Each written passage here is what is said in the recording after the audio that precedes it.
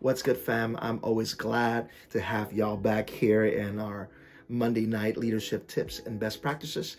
Now, I don't know about you, but as I get older, I'm realizing more and more about the brevity of life and how time is short and tomorrow is not guaranteed. And it's becoming more and more obvious when your body begins to ache in ways that it has never ached before when you were younger. You know that you are getting older and time is catching up to you when you can wake up injured from sleeping, right? And what I've discovered that even though our resources, our time, and our energy are limited, here's a truth I found. The capacity to manage them, however, is unlimited. As a matter of fact, we are all wealthy when it comes to the opportunity to be able to manage all that God has entrusted to us. And the question is, what will you do with what has been entrusted in your care? This is why I've been so passionate about creating these kind of leadership contents for all of us. Because as a leader in a spiritual community, I long to see every single one of us steward well and grow exponentially in the area of leadership and influence in our lives. And I've been so blessed by reading this leadership book called At My Best by Pastor Carey Nieuwhof, and I will continue to share my learnings with all of you. Now, we are in this 4-part leadership arc, and we are addressing within this 4 leadership arc the life-giving patterns that we are right now building into the rhythm of our life as we apprentice under Jesus. In the last video, I talked to us about essentially time and 2 most effective ways. If we are going to have an effective time, we need to know how to manage time well. And it's more of a perspective of time and the attitude concerning time, the value concerning time that needed to be shifted. But in this video, I want to talk to us about energy. Now, even though we all equally share the same 24 hours a day, however, I would like to propose, and I think all of you would agree, that we all have experienced that not all hours feel equal. Right? There is an ebb and flow to your day. And if you would start recognizing when are you at your best, then you will tap into this natural supercharged time that you are fully alert, that you are fully alive. Your mind is focused and sharp, and you are flowing with good ideas, and you are at your peak. Claire Diaz-Ortiz, who worked at Twitter in the startup years, made a similar observation. So even the most brilliant Silicon Valley engineers have about 3 creative and highly productive hours in them daily. And Cal Newport, an author of Deep Work, has researched this quite extensively and argued that our capacity for intense focused work comes in at around 4 hours a day. So here's the reality. Most of us have only about 3 to 6 hours when it comes to deep, productive work in a day when your energy is at its peak, and that's it. That's it. You know, you're like, what? That can't be. I do all these different things. Yes, but maybe you haven't noticed your energy level in doing all these different things. And there's a choice, I think, that we all need to make in learning to manage our energy. And it is either we cooperate with the natural timing or we can compete with it. Now, let me give you a hint. It would be more beneficial and life-giving to you if you cooperate with it. Now, here are 2 tips in how you can cooperate with the energy works that God's already deposited inside of you. Number 1, discover your energy window. And I love that the book of Ephesians talks about making the most of every opportunity. And the different translations says this, that you need to redeem the time.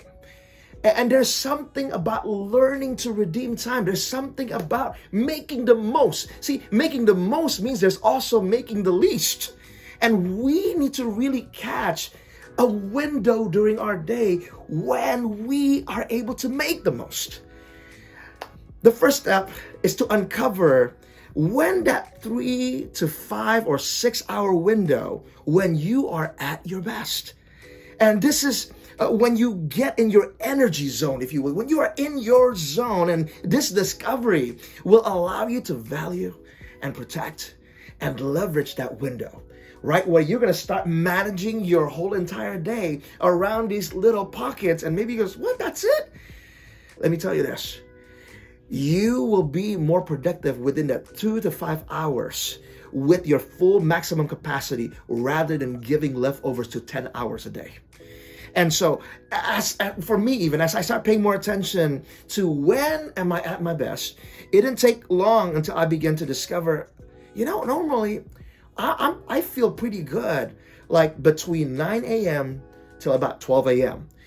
Then when 12 a.m. comes, hunger strikes and I get a little hangry sometimes. And usually what I need to do in that moment to offset it is in the dip of energy, I would need to eat lunch. And after I eat lunch, I would need a quick nap. Now, even 10 to 15 minutes nap for me, it's like complete recharge. And now it may not be a complete 100%, but that 15 minutes makes all the difference in the world for me.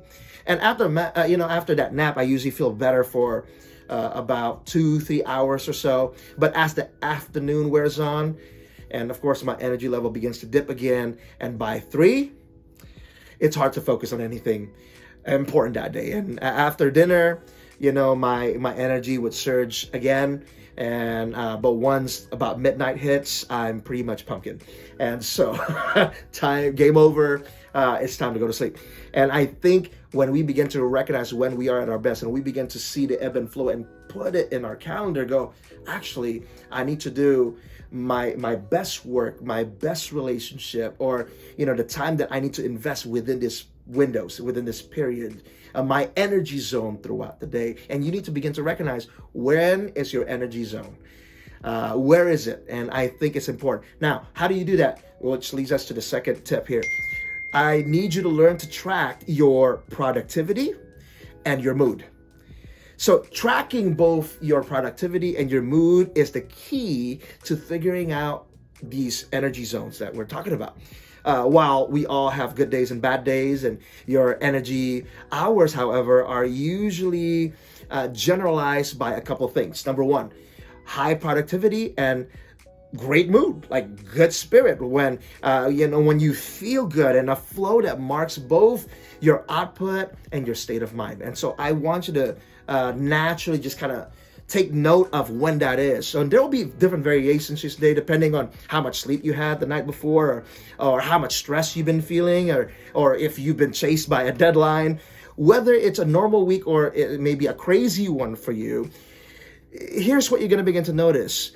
Overall, your energy rises and falls in a predictable pattern, and so does your mood. So you need to learn to recognize it. And here's a couple of tips on how you can do that. You can evaluate your productivity by looking at a couple of things. Number one, the quality and the flow of your ideas when brainstorming, when writing, or when crafting, when you're doing something, when you're creating something, from a talk to an agenda to a proposal or a plan, or you need to pay attention to your ability to focus. Are you highly focused? Are you distracted? Are you moderately zoned in? Do you check in and you check out? Like, where are you at? Your ability to generate helpful and or even breakthrough ideas that essentially moves you along your vision, that moves you along the mission that God has given. How well do you feel like you lead or contribute in a meeting?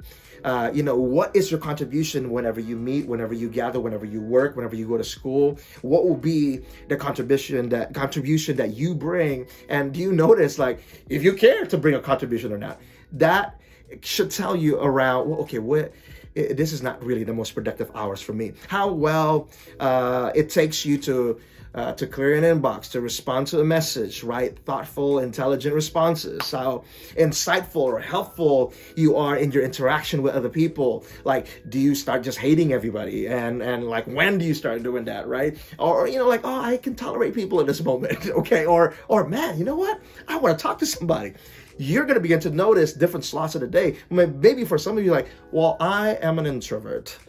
I don't do talking to the people. But maybe whether you like it or not, you need to interact sometimes, even if it's one word. When you have that mood to interact at least with one word, that will be your best hour, right? That will be your best time. So it doesn't matter where you are in the spectrum of introvert or extrovert, but your willingness will give you a certain level of measurement.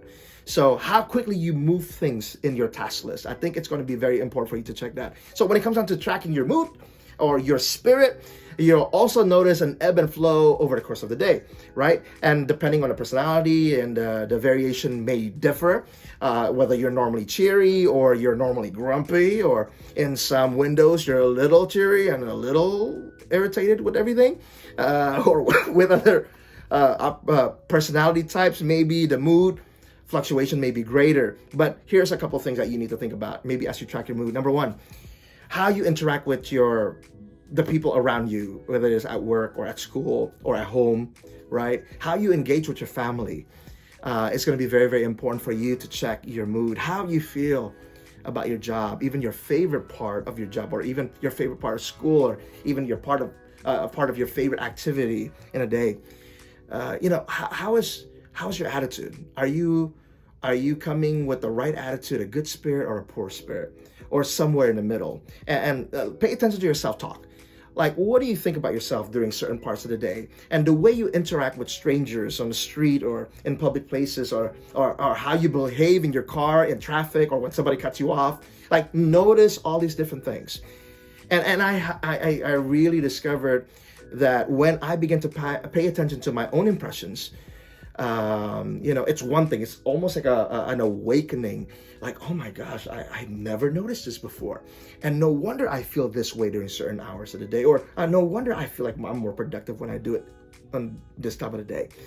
And sometimes what you need is often an honest input from somebody else, your co-workers, your friends from school, your boss, your family, your spiritual leaders, some of your your community, your cell members, that can give you an honest things maybe about you that you miss, like your mood, for example, or how you are when you're around them.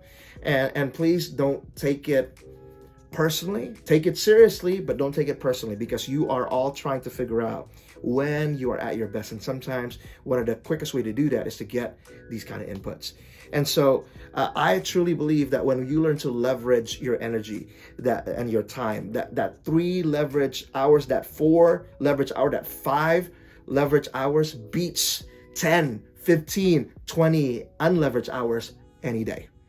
So it is better that in a day, if you can get those 3 to 6 hours leverage hours, that you are at your best. And to recognize when your energy is also low, and the indicators, when you struggle to pay attention and when you find it very difficult to produce any meaningful work, recognize when your energy hits neutral. Also, when you're neither at your best nor are you at your worst. You can just essentially cruise within this area. And all of it is about finding the right application for which activity throughout the entire day. The most important things needs to be put in your best output, when is essentially your highest energy zone. And the things that maybe needs to get done, but it's not that urgent, doesn't require that much from you, maybe you can put it in your neutral zone, right? Or things that are not very important, you can put that in your low zone. So if you can divide your day within these 3 different areas, it's going to be very helpful for you to be able to leverage your energy. So it's all about application. Leverage your energy, or the lack of it. And so what we want to do is don't fight these patterns. Feel them. Feel the right one. And when you feel the right one, whichever one is stronger is always going to win out in your day. So let's give our best to Jesus, because he says, do all things as we do unto Christ. So let's give him our best. Love you guys.